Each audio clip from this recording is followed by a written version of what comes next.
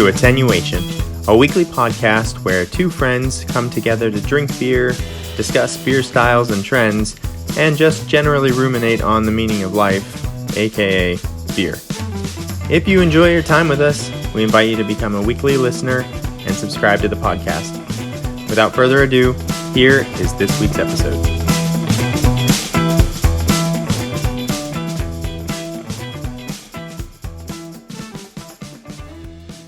Hello, and welcome to episode 10 of Attenuation, a beer podcast.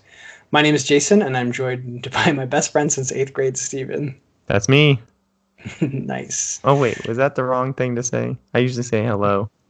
Oh, I think you blew it, Yeah, I dude. messed it up. You need a script now, too. God. See, I got my script. No, I have one thing to say. No, you got to write it down.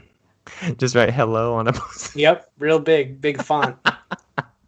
We got to stay consistent. It's the opening. It's very important. We're on episode 10. We're in double digits. And today, we're going to talk about our trip. To Seattle. Dude, I'm pretty sad it's over. Our epic bro venture. Yeah, it's done. I know. It's like we talked about it, and then it happened, and then it's done, and now we have to just try and plan something else. Yeah, we need something new to look forward to. Half the fun of a vacation is just thinking about going.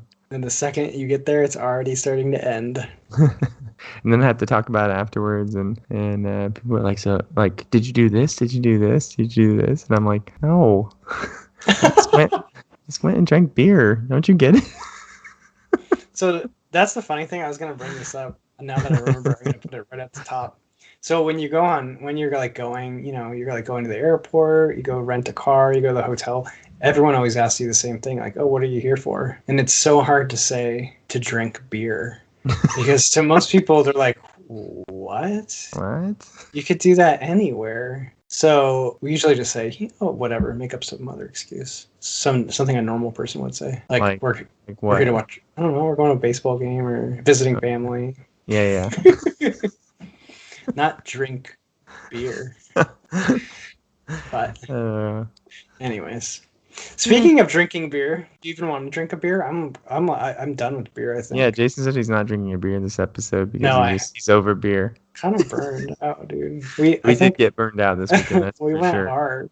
Yeah.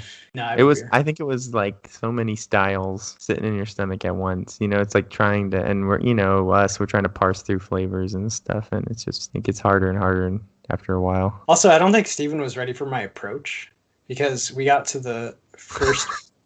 I don't think he realized it until we were at like our second brewery that I was gonna just order. Oh, he's gonna order everything. Oh, I want every flight you have. So like the first guy was like, "Oh, we have like this flight and this flight," and I was like, "Bring them both up." And he's just like, "Okay." And I saw Steven like a look of horror pass over his face, and then it was the whole trip. I was like, "Pour everything you got." Like, that's how you got to do it. Yeah, I know. For me, my approach always seems to be like, pick something I think I'll probably like, and just get a glass of that and drink that, and then be a little bit more adventurous on the second pour, like find something maybe I won't like, but maybe can learn to like or something. Oh no, Jason wanted to taste everything, which makes sense. We were only at this brewery, so we're only going to get a chance, once basically. So yeah, so we didn't discuss that beforehand, but I'm sorry. Sorry if I. No, that's okay. It's good. That is the better way. I'm just saying. Yeah. So usually what I'll do is I'll do the full flight, and then I'll pick whatever I had was the favorite of that flight. Then I'll get a full pour of that and just slowly enjoy it. Yeah. But I want to try it all. All right, now I got to drink a beer. It's tradition. Okay. So I picked a risky one because me too. I already hate beer right now, so I got to do something weird. So I have Mountains Walking Sour Cinnabon. So this is a sour stout, if that's even a thing. It's Imperial Pastry Stout. It's 10.5%. It says it's a sour stout with cinnamon, vanilla bean, and lactose. So you got about as weird as you can get. Well, I like sours and I like stouts. I've had sour stouts though. Like I think those probably were my best stout experiences were sour stouts. Okay, I don't think I've had a lot of sour stouts. So I'm gonna pour this. I'm gonna give tasting. No, I'm gonna give my nose notes. Yeah. And I'll pass it to Steven. But I do have to point out on the can, it says keep cold at all times. Yes. This was surely not kept cold at all times, so that might factor in. But now that I've learned from my book that I'm reading, the Beer Bible, that I should glean data from the visual parts of the beer, I'm noting it's very, very dark and has this really rich mocha-colored head. That's quite beautiful. Nice. Yeah, it looks nice. Yeah, and it's sustaining. Oh, and I have it in this Great Notion glass. I picked up a number of glasses on our trip to add to the swelling collection of glassware. Yeah, I'm running out of room in my cabinet, so I didn't get anything. Yeah, I know. When I first started, it was cool because I only had like 3 or 4, and now it's too many. Okay, so this smells so good. Yeah? It smells like a Cinnabon. Really? It smells like it has a little bit of that sour funk. And then I smell vanilla and just like sweet cinnamon, like syrupy cinnamon. I have a feeling this is going to be intense. So I'm going to pass it to you and I'm going to start tasting this and see what happens. Okay, cool. I just got a nice restock on my beer fridge today, so it was a little difficult trying to find something because I had so many choices. I decided kind of to go weird today too. So I've mentioned Mikkeller before. They are one of my favorite brewers. I've been to their brewery and tap room in San Francisco. They have a bigger one in San Diego. But I think they're a Danish brewer. But anyway, they have this San Diego brewery. And this is from the Mikkeller San Diego. It is called Best Friends. And it is a Berliner Weisse style brewed with blueberry, rye, and toasted coconut. So yeah. This could be funky. I'm a little bit worried about the rye. Yeah, I mean, it might just end up imparting kind of a dryness to it. Okay. Yeah, it might not be like overwhelming. Rye can be kind of spicy, but kind of malty. I don't know. It might work. I'm really, really on a coconut in my sours kick right now.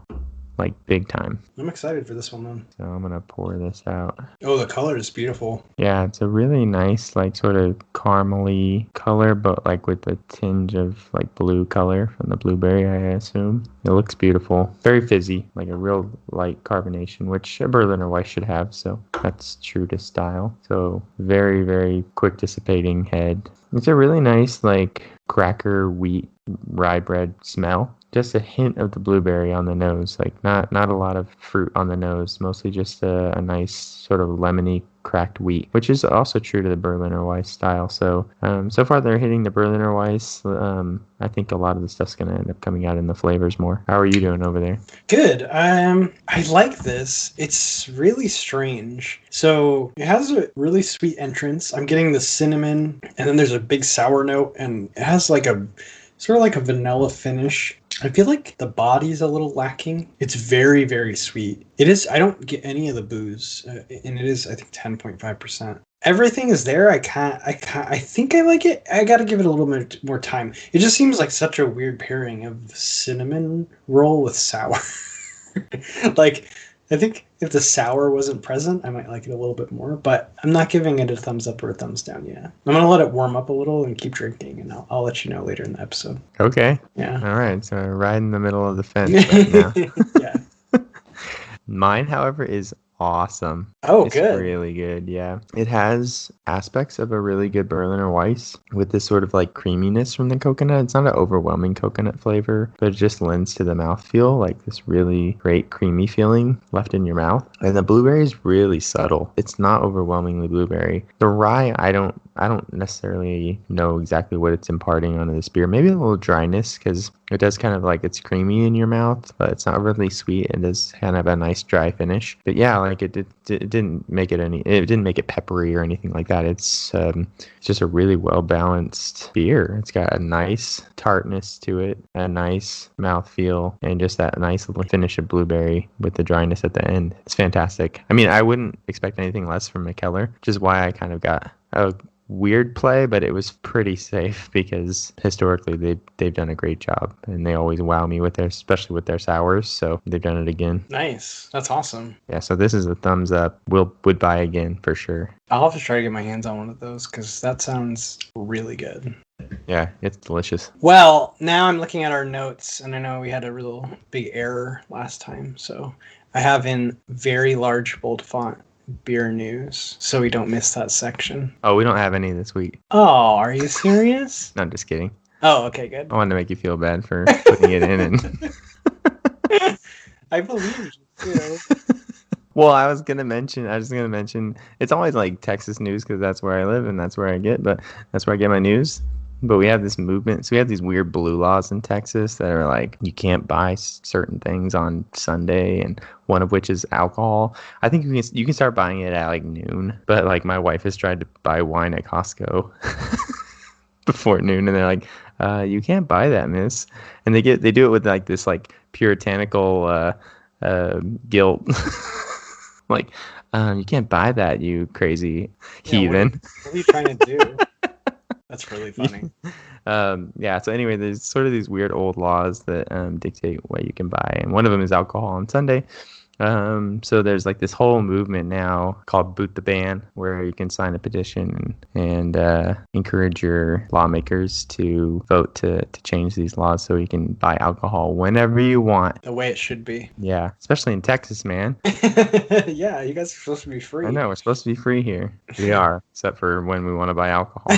That's really fun. It wouldn't really change that much other than that, like, those few instances where you're at the grocery store on Sunday morning and you're like, oh yeah, I need to get wine for my friends that are coming over tonight. And you're like, oh man. Well, it's just inconvenient. It's not like you're going to be drinking it in the parking lot. You like obviously need it for later in the day. Yeah, it's really funny. They're really funny laws, but like you can't buy a car on Sunday basically too. So yeah, it's weird, but yeah, so there's a movement to change that. So look out, Texas. Nice. I'm all for it. I signed the petition, so that's about as much activism as you'll get out of me. You're like, what? I could buy beer on Sunday morning? Oh, yeah. Where do I sign? Yeah, why can't that person be outside the grocery store asking for my signature? Okay, there you go. We got your news covered. Perfect. I'm glad I made it. Now you can move on like I know you want to. No, we're good. I'm just glad I didn't miss beer news. All right, so let's talk about our trip. So we have traditions when we because we've done a number of beer trips now, and we always have to hike at least one day. And we did not want to repeat the mistakes of the past. So we thought, let's hike before we do any drinking. Basically, my wife didn't want me to repeat this. But no, I think it was a good idea because we were like fresh. We were ready to go, except I didn't sleep because I was too excited. But yeah, we hiked Rattlesnake Ledge about halfway between, not halfway, but maybe a third of the way between Seattle and our next destination of Balebreaker. And it was cool. I was worried we were going to die because I hadn't walked more than like 200 feet in a year, but we did good. Yeah, I mean, it was like basically uphill the whole time. Yeah, I mean, we were just walking. Like, yeah, we did fine. Kept a good pace the whole time and basically didn't stop. Like, it was fine, and it was like 2 miles to the top. But it was a great hike, amazing view, and it always feels good to get out there and connect with nature. As Stevens told me, it's a really good way to capture it. This is always here. I know, it's so every time I go, especially if you go to some place like Yosemite or we've been backpacking up in the like Tahoe Desolation Wilderness where there's just these like crazy beautiful lakes like just out there, and you have to hike quite a ways to get to them, and it's just like these beautiful lakes just sit here all the time, and it's only every once in a while somebody is like gets to appreciate their beauty, and you have to work for it too. Yeah, but it's amazing. Yep, just always, that lake's always there, perfectly still, perfectly calm, just waiting for someone to hike 6 hours to get there. Yeah, no, I mean, but it's so amazing. So it's nice when you actually get out there, and like especially when you get up high and you can have an amazing view. We had a beautiful view of the lake and the forests, and you can see in like miles and miles in every direction. It was pretty awesome. That was the peaceful part of our journey, and then we just immediately started drinking a ton of beer. Yeah, then we're like, okay, where's the beer? Got to the bottom of the hill, and we're like, where's the beer? So we drove the rest of the way. It was actually really cool because I didn't know this, but we basically drove into hop country. Yeah, Yakima Valley. Yeah, where all the hops are grown. It was cool. We just saw like fields and fields and fields of hops growing. Yeah, which is kind of funny. It's something I'd never seen before in my life. I've been through plenty of agricultural areas where you see like, oh, they're growing a lot of almonds here, a lot of peaches here, that kind of thing. And it's just hops. It's crazy. It was pretty cool. Like, obviously, they got to grow them somewhere, but yeah, it was cool to see them all. So then we got to Bale Breaker, and actually, we didn't go to Bale Breaker right away, did we? Because they didn't open till 3. They didn't open till 3. Yeah, we got there pretty early. Well, we did. We went there first because, so we found out that there was this release of their triple IPA, and we were like worried that maybe it's it's one of those like once in a lifetime releases where they were going to get a ton of people or something, and we were just worried about there being a long line. So we drove there first just to see, and this was like at noon, like 3 hours before they opened, and there was like not a soul. It was a ghost town. Yeah. So we're like, okay, we should be okay. Safe. Yeah. Yeah. So we went and got some lunch, and then we're like, well, let's get this beer drinking started. So we found a little brewery called Single Hill Brewing, and they were open. So we're like, hey, let's go check it out, which is always fun. Yeah, it was unplanned. It was just a random brewery, just to give it a chance. I just like, I'll probably comment on all the breweries that we cover here. I like seeing their setup, just like what their facility is like, how they have it set up, and they had a nice little setup there. It was they had a nice outdoor seating area, and then the main area, they had those cool like garage door, basically like glass garage doors that they just open. So the indoor and outdoor is kind of connected, and the bar was right there. It was a cool place. It also helped that we had like absolutely perfect weather. We got so lucky. We basically had 3 days of 70 degrees and just beautiful sun, which, because we were like going up to the trip and it was like rain every day. And I was like, oh man, we're going to get rained on. Like, this is going to be horrible. Then all of a sudden this window of 3 perfect days opened, and we got in and we got out. Which is incredible because all it was doing back here in Austin was just raining the whole time. I thought it would be the opposite. Like, I would leave good weather and go up to Seattle and get rained on the whole weekend, and it was not the case. Beautiful weather, so it was great for outdoor seating for sure. Yeah, so we got to sit outside and just enjoy the weather, and they actually had an amazing beer. Yes. I think we both liked it. Yeah, their sour was called Tea Tonic. I think it was sort of loosely based on a Tom Collins, like a gin cocktail. It was. So it was like lemony. I think they used like gin herbals. Man, it was awesome. I loved it. It was a very nice surprise. There's something about like those sour beers when they have like, if they do like a margarita or like a gin style, I don't know, it just goes so well, like a margarita goza. And this is just another one of those like where it had just a little bit of that sourness and then just paired so well with the rest of the flavors. Yeah, because I've had lemon beers that were I don't know, it's just like the lemon sound, tastes more like a lemon cleaner, like a Pine Sol cleaner, than like being complimentary to the beer. This was perfect. This was like the sourness went perfectly with the lemon, and it was good. Yeah, I like that one too. And then I think we both liked that one, and we both hated their Pilsner. Yeah, we were kind of on a journey to like taste some Pilsners, right? Like, we're going to have some great IPAs, we're going to have some great stouts, but we need to taste the Pilsners too. I had the cheese pizza at every brewery. So yeah, and now Single Hill was not an example of this, but the other breweries, we tasted some amazing Pilsners. So yeah. I'm on board now. That's cheese pizza. Every brewery I go to, if they make a Pilsner, that's the first thing I'm drinking. You just gotta like assess them at the most pure level. Yeah, I think it was a good way to sort of understand the rest of the beers. But yeah, Single Hill's Pilsner was awful. Bad. Yuck. Yeah, it had a weird off flavor. I'm not really sure where it was coming from. It almost seemed like it was a bad batch or something like that. Because there was a flavor in there I just couldn't place, and I had never tasted before. It just didn't seem like it belonged. So, but yeah, it was a cool teas tonic was amazing, and it was a cool little place. I want to mention one more beer from Single Hill. It was called Sight Glass, and it was just their hazy pale ale. But it had an amazing, it actually sat for a minute. I tasted it and was like, okay, that's pretty good. And then it sat for a little while and like warmed up a little. And I went to drink it again, and I just got this amazing like sage lavender aroma from it. It was really, really awesome. And then, but anyway, the beer overall just had some really good like sort of earthy honey flavors with low bitterness, but just a really nice like herbal aroma. Of like lavender and sage, which I'd never gotten anything that strong from a beer, and it was awesome. So that was another one I wanted to mention from Single Hill. Nice. That's cool.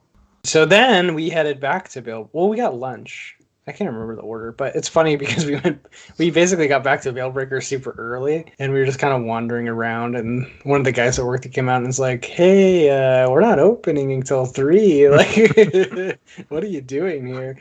And we just told him, I just told him, we didn't know how busy you were going to get for your Mount St. Humulus release. And he's like, oh yeah, we're going to be pretty busy. But we hung out for a little while.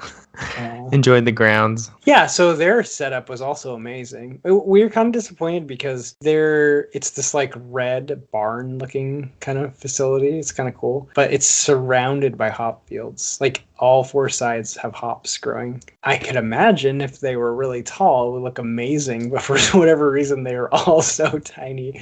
They're all like a foot tall. So they're just starting to grow again. Yeah, I think they had just harvested, or so we didn't get. Well, they harvest in September, but I just don't think they start growing again until. Oh, okay. So they just weren't back. They weren't growing back yet. But I had this image in my mind that we're going to be like surrounded by fresh hops. But yeah, me too. That was not the case. But anyways, the layout was super cool. I could imagine. I'd actually love to go back there, except it's kind of out of the way. Yeah. Kind of out there, but when all those hop fields are in full growth and full bloom, that would be really cool. Be awesome just to walk through and kind of smell them and stuff would be awesome. Yeah. And I want a citrus liquor. yeah. Fresh hop would be great. Yeah. So what were do you have anything to add about like just the overall aesthetic of Balebreaker or? No, I mean I think again it would be awesome to have the hops grown up. I was actually surprised at how small the indoor area was. It was like nothing. There were like 2 tables basically. That's true. It was really small. But a lot of outdoor space. So I don't know. Hopefully, I don't know how they do in bad weather. That's a good point. Yeah, I don't know. But it was fun. And, we noticed this brewery's it's a lot of locals. It was kind of cool. So like a lot of people that were coming in. I mean, I have to say like probably 95% of the people who came in there. Yeah. The people were like, oh, hey. Like, locals and regulars, and they knew who they were. So that was really cool. We kind of felt like we were crashing a party. Yeah, it was incredible. And, they were just some like, different masking restrictions and social distancing restrictions are kind of being loosened. And so I think a lot of them were like so happy to be able to like touch each other and hug again. So it was like even more sort of sweet because these people have obviously been coming by for a long time, but things are starting to change a little bit for the better. So it's pretty cool. Yeah. And we went all out. We got 10 beers. We got 2 flights. And actually, Steven didn't even... So, yeah, maybe this is where Steven realized how this is going to go. Because he ordered first, and he got a pour of their special release, which was their triple IPA. It's Mount St. Humulus. Yeah, 10% triple IPA, by the 10%. Way. Yeah, that's true. And but I was like, I mean, this is the special beer they have, right? Like, this is going to be amazing. Like, I have to get this. And so that was going along my sort of plan of just get something like I know I'll probably like and just check it out, and then I'll like go from there. I was gonna get there. So then I said, do you have any flights? And he goes, yeah, we do 2 flights. And I said, pour them both.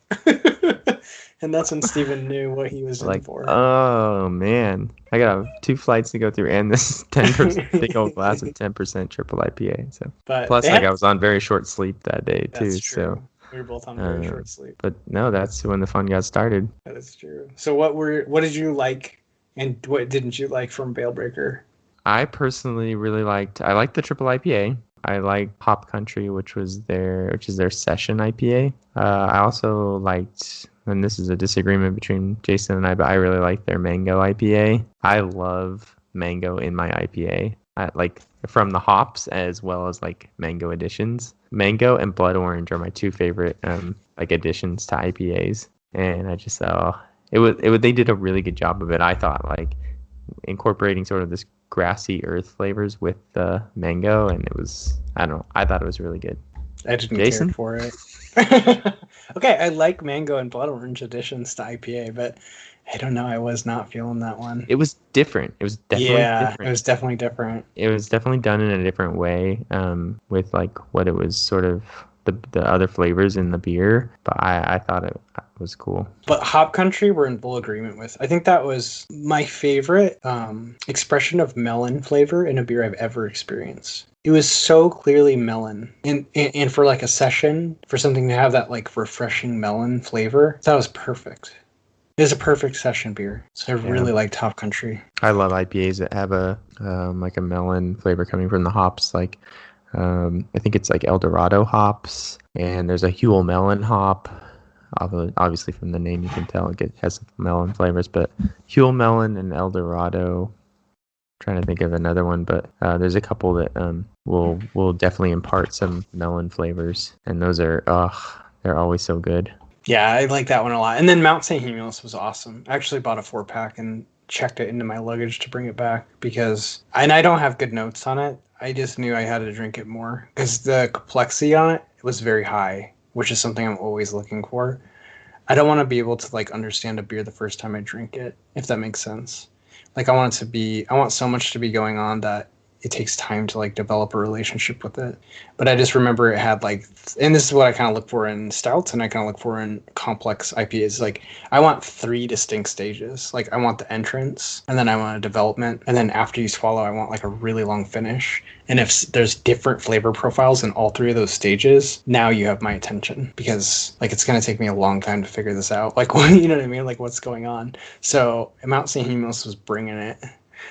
So I'm going to have to, I didn't want to drink one today because it's hard to take notes and do the podcast at the same time, but I'm going to save one of those cans for slowly sipping and paying close attention to. Yeah, I was impressed. And I it would be really interesting to do like that side by side with Pliny the Younger, because again, I get Pliny the Younger at the brewery and like that once a year, and it's so hard to like then remember exactly what it tastes like, especially when you start drinking something else. But it would be interesting to see how they pair up side by side, because this was, to me, it was very sweet and malty, but with like an amazing amount of hop flavors and hop bitterness, all rising and falling at different levels. Like you said, really, really interesting how you can develop a beer like that. Yeah, it was giving me Pliny the Younger vibes. It wasn't as good as Pliny the Younger, I don't think. But like it was giving me the vibe of Pliny the Younger, which is, I think, a really hard thing to do. So props to Bale Breaker. I think Mount St. Humulus is pretty dang good. Yeah, I felt like everything was a little different with them. Yeah. And I don't know whether it was just maybe they're getting fresher hops in general or what, but there was this sort of like hop essential oils feel of like it was like coating my mouth a little bit more than I've ever gotten from any other beers. It was there's something different there. Yeah, I agree. I kind of had a feeling of like the first time we went to Moonraker, it had that like something different feel. Kind of got that same feeling, like, oh, there's something different going on here. It was fun. I didn't have high expectations just because I had never heard of the brewery before, and I think it was that and Fremont, spoiler alert, were my favorite. Yeah, Bale Breaker was awesome. Yeah. Oh, I have to mention too, Field 41, their pale ale. I love that beer. Oh yeah, what were your other favorites? Because I wrote down I really liked Top Cutter too. Oh, okay. Yeah. Which is what that was their IPA. So they had 2. They had Top Cutter and then Bottom Cutter. So Bottom Cutter I think was more like a West Coast style IPA. Okay. And then Top Cutter I think was I thought one was the single and one was a double. Yeah, I'm ill prepared. I don't remember which one was which, but the Bottom Cutter was much stronger. Okay, so the Bottom Cutter is probably the double. Yeah, but Top Cutter was really good as well. The only one I didn't like is I didn't like 2. I didn't like the Mango IPA. I wrote parenthetically next to Mango IPA, very popular. I hated it. Everyone was getting it, like, because it had a very distinct... Because you're a hipster at heart. It's like, oh, everybody else is liking this. And maybe that's why. Because it had a very distinct... it looked cool. Like, it was very opaque, kind of orange. It looked awesome. And I could tell everyone was getting it, but I just didn't like it. And then the Hefeweizen I didn't like either. It's just basic. It was boring. There was another one. They're Hazy Ale. Is that what it's called? Oh, yeah, maybe. I think so. And it wasn't that good either. Some winners and some... Overall, it was a good experience. So that was day 1, I think. Yeah. That was day 1. A lot. Yeah. And then day 2. So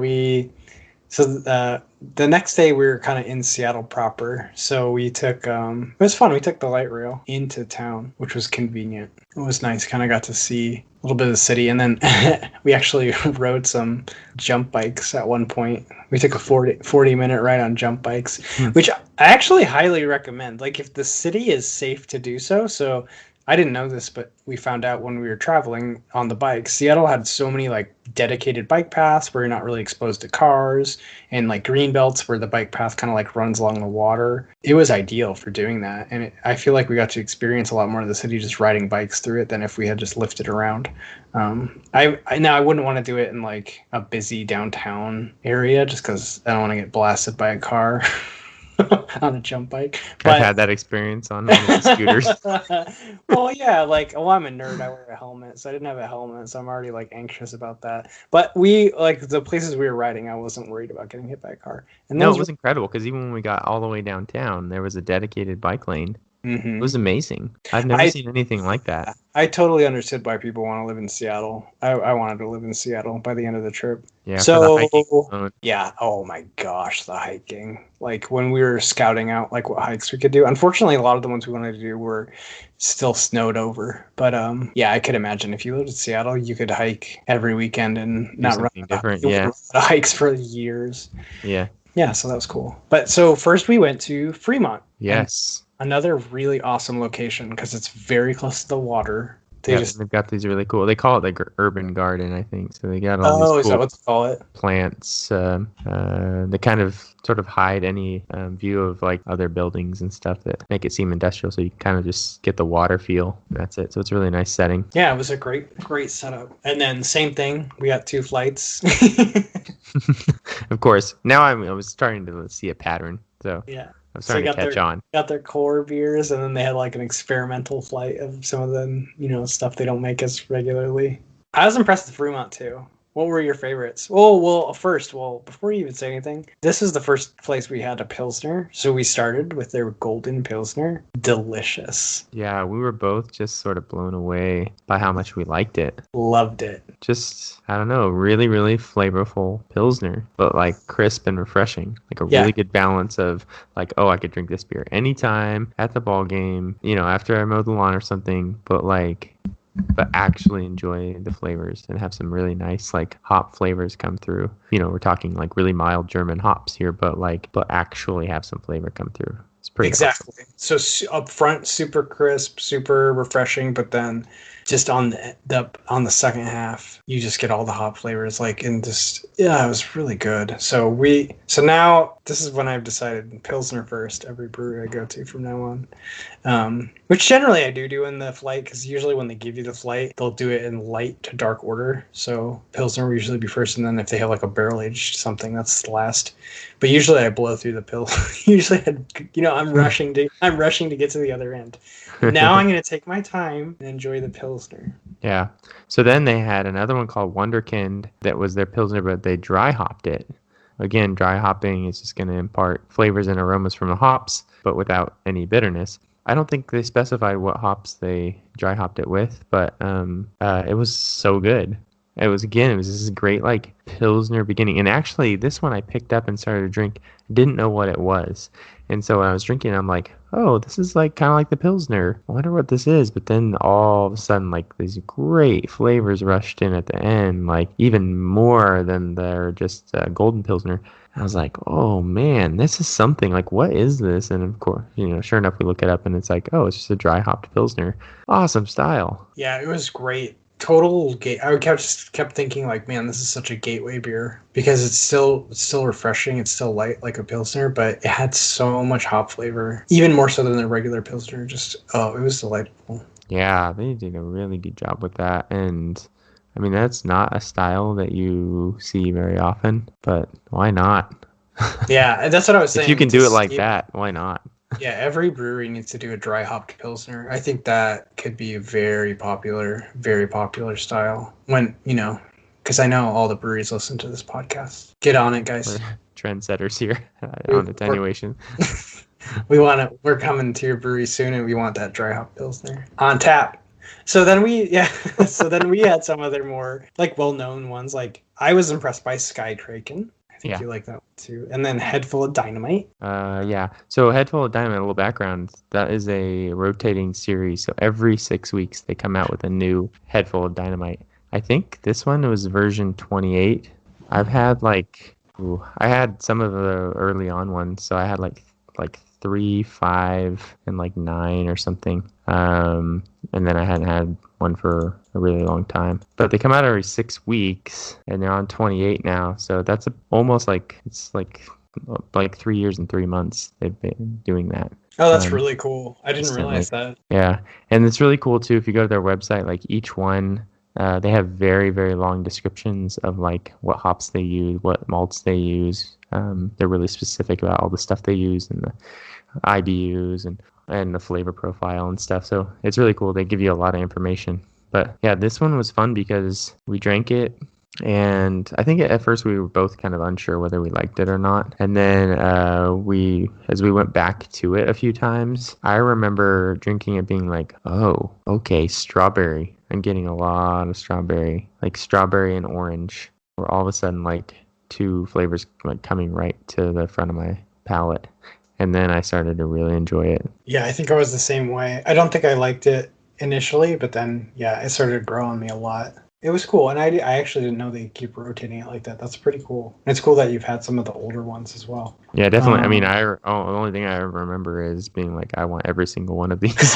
You're like, they were always so good. God, and they're like hazy IPAs, especially at that time. Man, I was like drinking every hazy I could get, and those are the ones I really enjoyed. That's awesome.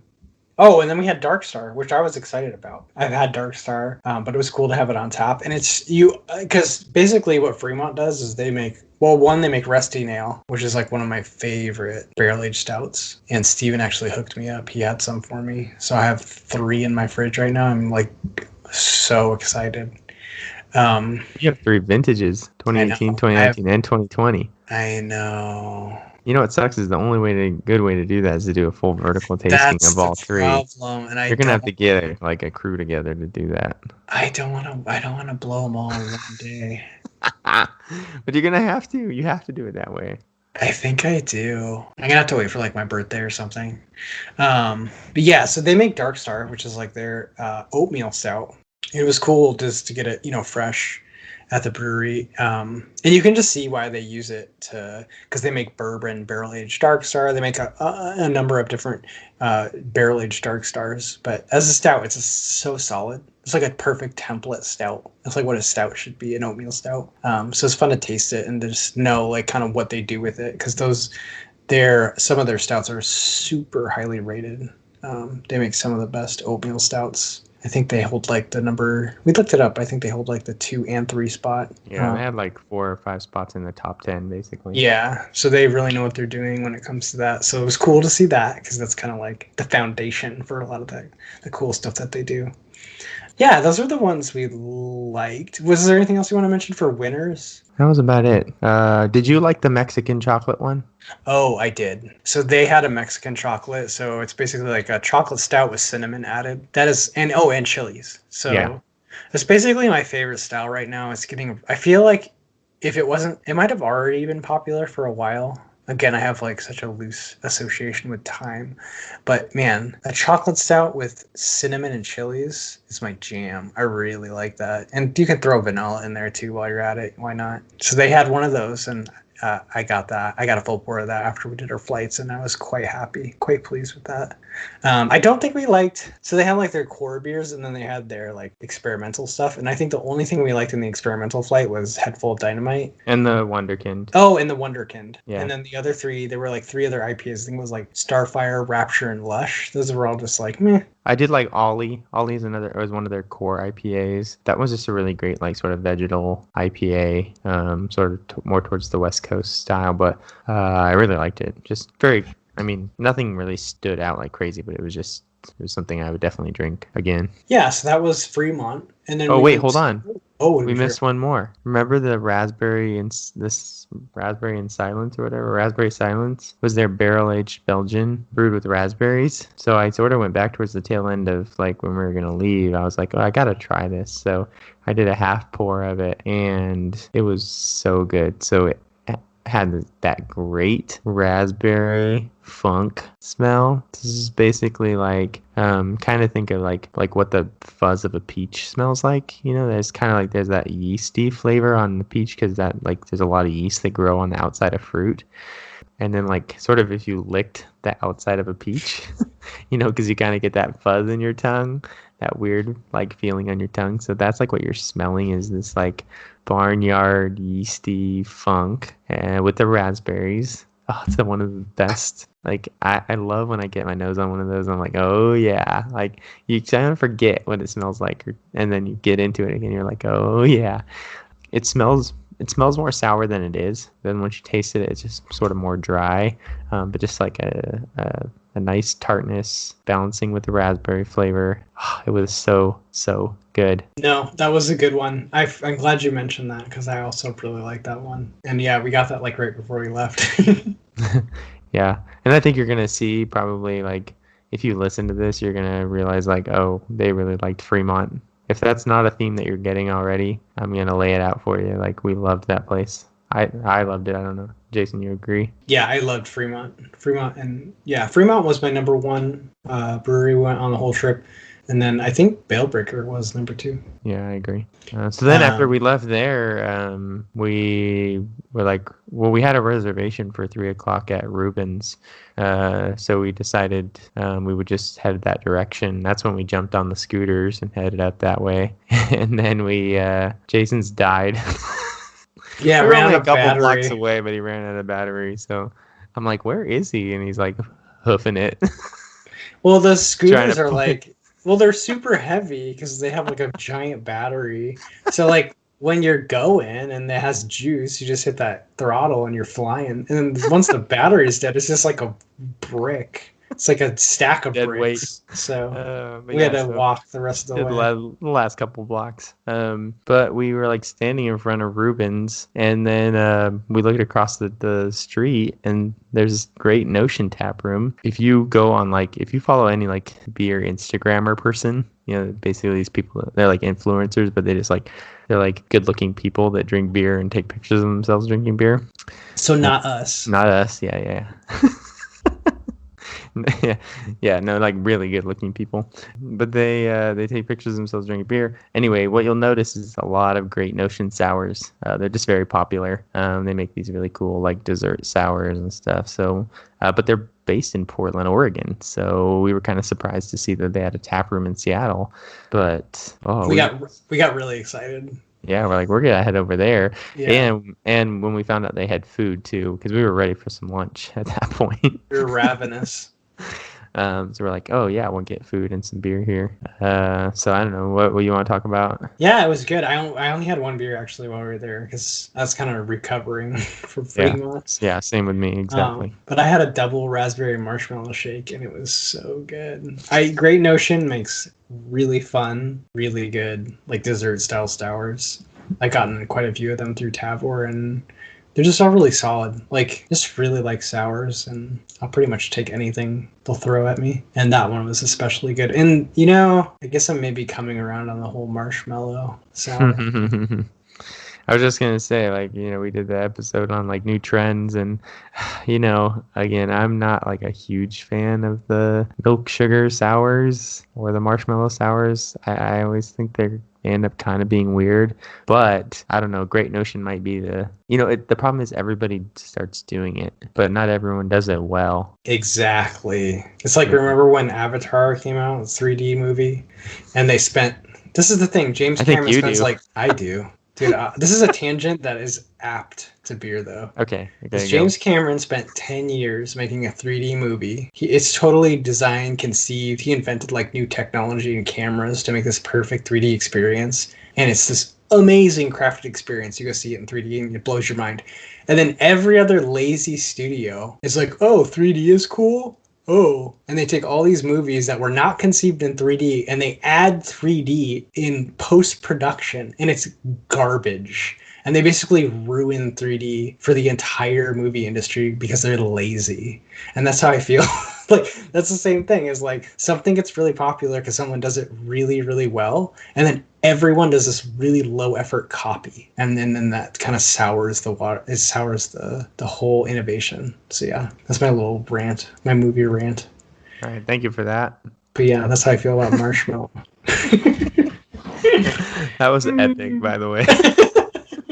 Maybe I've had a little bit too much of this 10%. That's what this podcast was made for like get Jason riled up about something, because he doesn't get riled up about anything, and then when he does, you're like, oh yeah, I get to sit back. I just put myself on mute and just sit back and let it ride.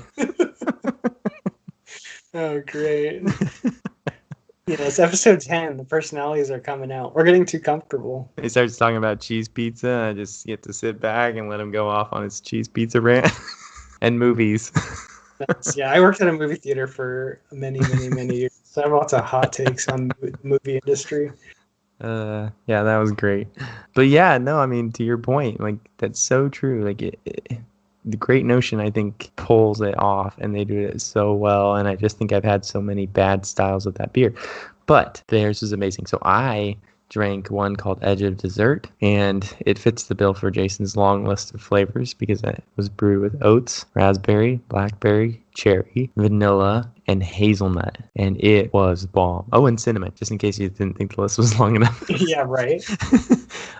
It was so good. It was like all these amazing like pie nutty flavors, like you were eating the crust of the pie, and then just the amazing like jammy fruit flavors.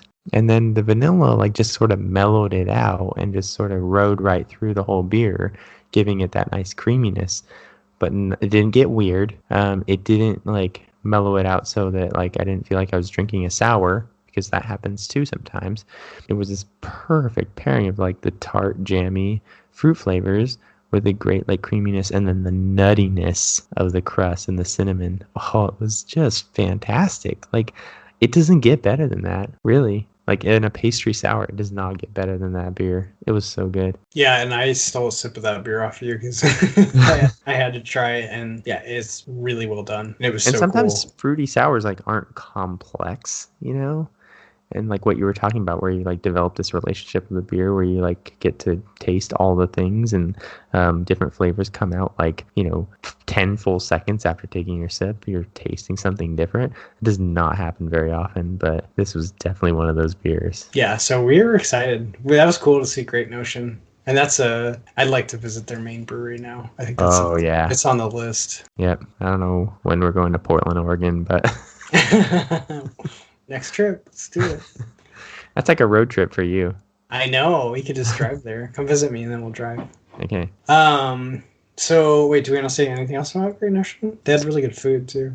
Oh yeah, food was bomb, and their customer service was amazing. We got like 3 people like come to take our order. That is true. We were like, we already gave our order. It was awesome, and they refilled our waters a bunch of times, and dude, they were good. It was awesome. We needed that water too. Yeah, I was like just staring at the full water carafe, and then like, I was like, we need to hydrate, Steven. We drank so much beer. And that guy could feel you, like your eyes piercing the carafe. So he filled our water up like so many times. So we got we got to eat, we got to drink a lot of water. Then we were ready for Reuben's. Yeah. So our reservation was actually at what they call the Barrel House, which was just around the corner. I mean, it's really basically just right there on the same street, next to their main tap room. And it's just where they keep all their barrel aged stuff. So it's really cool looking, because there's all these tables amidst these barrels on the wall, and you can like walk through the racks of barrels, and you can see what they're all labeled with, like what's in them, and you can see what kind of barrels they're barrel aging them in, and it is really cool, especially when you see something that's like labeled 2017 or 2018. You're like, oh my gosh, that beer's been in there for like 3-4 years. Like, that's insane. Like, it's just hard to believe like you would take that much time to make something. Like, it's crazy. But we were a little disappointed. So we didn't realize, first the aesthetic was amazing. Like, you're just surrounded by all these barrels. It's like this really cool room. But they didn't have any taps. So all the beer was in cans. And then they didn't have any glassware. So they just gave you like a plastic cup to drink in. So, I mean, it was cool. And I'm sure it's something to do with like, because their main tap room is so busy, I think it's a good idea to have like they have this other area where you can go, because what a lot of people were doing, it seemed, was they're putting their name in to get into the main tap room, and then they were coming to the barrel house to like drink a beer and kill an hour. So I think it was really good for that. But for like me and Steven, who had traveled, we don't want to drink beer out of a can. Like, I don't know, because we could do that anywhere. You could get a can shipped to us, or I want to drink it on tap. Yeah, it was interesting because like, and the nice thing is that's the one place you can make a reservation too. So you can make the reservation and have your table set up. And like the way we could have done it is like go put our name in like right before our reservation and then walk over to the barrel house and already know we have a spot while we wait basically for the main tap room. So it is kind of like this holdover area, not meant to be like your full Reuben's experience. We just didn't know that, like, and they're not like, the way it looked on the website was like, oh, you have everything else, everything that they have at the main one they have here, and in your mind you think, oh, then they must have all the taps. And that's just not the case. Everything was in cans. And then they had only the ones that were exclusive to that area were like 4 barrel aged things where they would actually open the bottle and let you drink it. But none of those were really like, oh, we have to have those, or yeah. And well, even like I like that's my thing. I love like if I knew I could get like a bottle of Rusty Nail, yeah, maybe I'd get one opened, but it's a big commitment. So I just didn't want to like pull the trigger on, a big bottle that's dipped in wax, like the big fancy 10+% barrel aged stout. I don't know. Well, at that point you have 2 people who like have already been drinking all day, and like we still have this other brewery that we has a bunch of beers we want to tackle. I mean, do we really want to kill ourselves with a 14%er that we're gonna feel obligated to drink? Yeah. So. Yeah. But luckily, I mean, after about an hour we figured this out, and then we put our name in, and then we got into the main tap room pretty quick. So, and then we got to drink. I think Steven's. Is it your all-time favorite beer? I mean, not all-time favorite. It's like top 3 probably. The Gose. The Gose from Reuben's. Reuben's Gose, which is how many years have they won the Gose category at Great American Beer Festival? Well, they won 2 in a row. Oh, 2 in a row. Okay. Yeah, and then they didn't win after that. I think it was like 2018 and 2019, or maybe 2017 and 18. They won 2 years in a row, the Gose category. And it really is like, if you want just a classic style, like the bare bones version of a Gose, because I personally like Briny Melon Gose from Anderson Valley, which is a watermelon Gose. And Anderson Valley also has their basic one, which is called the Kimmy the Yink and the Holy Gose. Oh, yes. I've actually had that once. Amazing beer. Okay, I live right by Anderson Valley, and they never make it. They make all these variants, like the briny melon, and they have cherry, and I just never the framboise. Yeah, the framboise rosé. So many versions of it, and I'm just like, just make the regular Gose. I just want to try the regular one. Yeah. But I did finally get it, and it was amazing. Now tasting, I would die to taste that versus Reuben's Gose side by side. Awesome. And that would be the battle of the ages for Gose. That would be an incredible head to head. Yeah. I think you'd be blown away by both, honestly. I do too. Because Reuben's Gose on tap, I think it was so good. It's unbelievably good. It was it's really good. I have to say, well, I think you mentioned this like in the brew house or in the barrel house. They were pouring cans into plastic cups. That was the one like really big disappointment, that in the main tap room they were also just pouring it into plastic cups. Everything was plastic. So I don't know. I feel like I'm drinking at like a high school party or something when I'm drinking out of a plastic cup. 100%. Which is fine. I mean, this is my beer snobbery like really coming out. But man, I would have liked to have been drinking it out of a actual tulip glass or something. But it was amazing. It was really good. That's like, if I had to like choose one beer to have for the rest of my life, that might be it. Just because it's so good. You know what's funny? We should have done this. I just thought of the ultimate power move. We should have went in and bought a glass from the... Oh, yeah, we should have. And just poured it into the glass. Yeah. Oh, man, somebody at a table next to us would have been like, oh, my, would have been look at these guys. Rolling their eyes all the way back into the back of their head, probably. Yeah, it's amazing. So, yeah, the winner at Reuben's was definitely the Gose. And then we actually showed up kind of a throwback to the last episode when I was talking about mango infused Pepsi and how that's terrible and don't But drink they'll that. just try something and Yeah, a handful of people will buy them. And they had a cinnamon toast crunch hazy where they actually put the cereal in the beer. so they had this whole Haze Fest thing going on. And so Yeah, they had Haze like a Fest. couple more hazy IPAs on tap than normal. And then they were like doing this version of one where they were like doing different flavors to it. And so that one seemed like the most like interesting. Like, oh, I don't really know how that would turn out, but okay. It was garbage. Yeah, guess what? Cinnamon does not belong in an IPA. What is that? What were they thinking? I I don't mean, know. it smelled like the Cinnamon Toast Crunch. Like, it smelled awesome, but that flavor was They have trash. the same learning algorithm that Pepsi does. It's just like, just make something novel and interesting and people will buy it. Because they all kicked super fast. Yeah, I would have liked to try the pina colada one because I think that one probably would have been really, really good because it had like, I don't know what they use, coconut cream and pineapple or something in it, but because that makes sense though. Like, take like a hazy IPA that tends to have sort of tropical flavors and add pineapple and coconut, like that's gonna be good. Like I'm sure that was fine, but they had another like lavender one. There was one other one that was like it just said like spices and something. I don't know. Nothing that seemed appealing. Yeah, they're weird.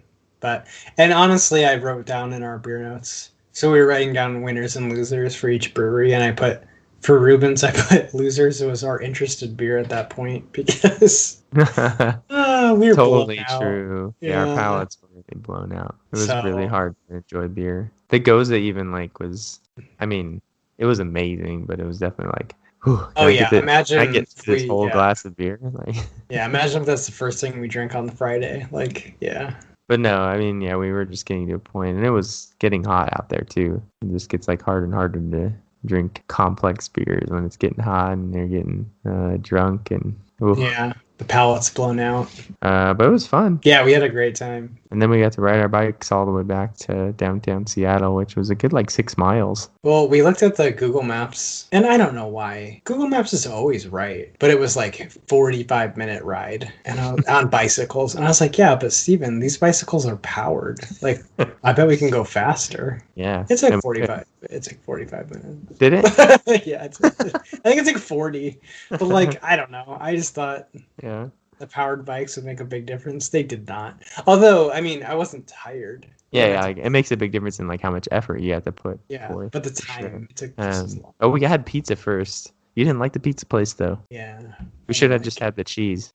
We broke our number. I broke my own rule. We didn't have just the cheese, but I was sad. So the other thing we discovered is, and I don't know if this is just Seattle generally, but when we were initially planning the trip, I was trying to make reservations because I wanted to go to like one kind of fancy restaurant just to check out what Seattle had to offer. Everything was booked out like weeks in advance. So I think now with like people getting vaccinated, like it's on now. Like Yeah, people are everybody's getting traveling, people are going out to eat. Yeah, the airports were crazy. Yeah, if you're planning a trip, make your dinner reservations now, like way in advance, because we couldn't get a reservation anywhere for any place that like was rated in Seattle. So it was fine. There's plenty of good food, but I was a little bit sad about that. But it's good. It's good that everybody's getting back to it. Yep, it's the mad rush back to the restaurants for sure.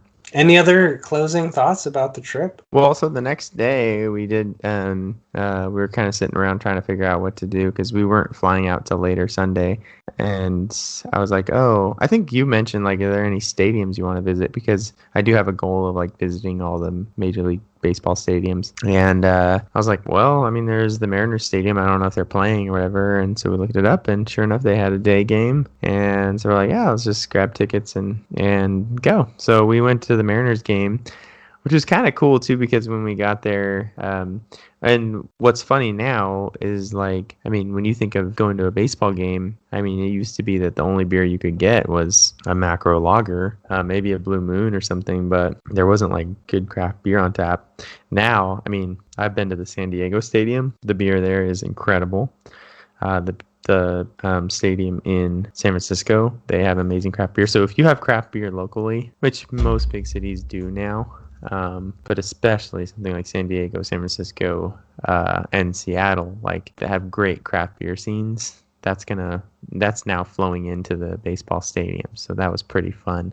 So we were able to get Fremont Golden Pilsner cans of that at the baseball stadium, which is amazing. What a perfect baseball beer, man. Yeah, that was awesome because we were so excited about that beer when we had it at the brewery, and then to see it at the stadium, it was nice. And it was only like, I want to say it was like $1 more than getting like a Coors. I mean, we got both our beers for $11, and everything I saw on tap, like the macros, were like $12. So it's cheaper? Yeah, it was cheaper. Oh my goodness. Yeah, that's amazing. And I think it was only cheaper because we had to drink it out of a can. Like, it wasn't on tap. I guess that makes sense. But I mean, they did have other like craft beer on tap, which I think was more expensive, but the little places where you could just get cans of stuff was way cheaper, but like, who cares? Yeah, and when it's the local brewery like that, I'm sure it's really fresh. I don't know if we looked at the can date, but yeah, if it's basically coming from like across the street. Yeah. Yeah. Yeah, it was awesome. We watched the Mariners game until we had to head to the airport, and that was the end of the trip. Yeah, it was very successful. Say our bittersweet goodbyes. Yeah, it was sad. Because I know Jason was sick of me by that point, but like also sad to see me go. I'm never sick of you, sir. I was sick of drinking beer. I got right back into it when I got home. That is so funny. This is the first beer I drank since I got back. Really? And I didn't want to. But I guess I should give my opinion on this beer too. I like it. Oh yeah, what's your final? It's not like not overly complex, but it's good. Yeah, it's fun. It's fun. If you want a dessert beer and you like cinnamon rolls and you like sour stuff, you can have a sour cinnamon roll right there. Now you've had something else from Mountains Walking that you liked, I think, right? I did. Like one of their IPAs or something. I did. So I'm going to continue to explore whatever pops up on Tavor for Mountains Walking. Because so far, I think 2 thumbs up. I'm not blown away, but I'd drink it again if I was in the right mood. Yeah, that definitely seems like a weird one, but... It's weird, but I do actually sort of have a soft spot for super sweet dessert stouts. It's just like it's just a dessert beer, basically. What was your sour level on that one? Like, not super sour. It's there. It's present. It's definitely, it's in the nose a lot more than I think it's actually in the flavor. But you kind of feel it happening, for sure. So interesting. Yeah, I think it was good. Cool. Yeah, and the trip was good. So we got to do it again soon. We got to plan our next one, like you said. Yeah. So anyway, hey, just as like a little thing, if you guys, I mean, especially people who are really getting into craft beer, like this was such a cool way to like just go to a city, pick a city, and I promise you there's multiple really good breweries, or even just find some local breweries and check them out. You can do it in your own city, or use it as a little getaway with friends, and man, we found some really good beer. Yeah, make a day of it, even like in your local city, and just Uber or Lyft. Like, just don't worry about driving, because that will really ruin the experience. Like, if you know you don't have to drive, you got everything worked out logistically, and you just hit like your downtown and just start like looking. Because even though we, like Great Notion, we didn't plan to see that at all. And then we even saw, there was a lot of tap rooms from a lot of different breweries that were not based in Seattle. Like, there was a Lagunitas tap room, actually. Yeah, which probably would have been really fun. Yeah, we would have went, except I'm close to Lagunitas, so we didn't feel a lot of pressure to go to that one. But yeah, especially if you live in a big city, I think there's a lot of opportunity for just kind of making a day trip of it. And it's a lot of fun. Just if you do fly somewhere, just have your cover story ready, so you don't have to tell the car rental place or the hotel person that you're drink beer. You're just there to drink beer, because they're going to think you're that weird look. Super weird. And that'll be the end of that conversation. That's perfect. I like things that abruptly end conversations with strangers. You don't want to talk to them. Yeah, I was the talker. I think I can't remember what I did, but I did. I had to be the talker in a couple situations. Yeah, most of them. Also, the great thing was awesome people watching too. We got some good people watching in.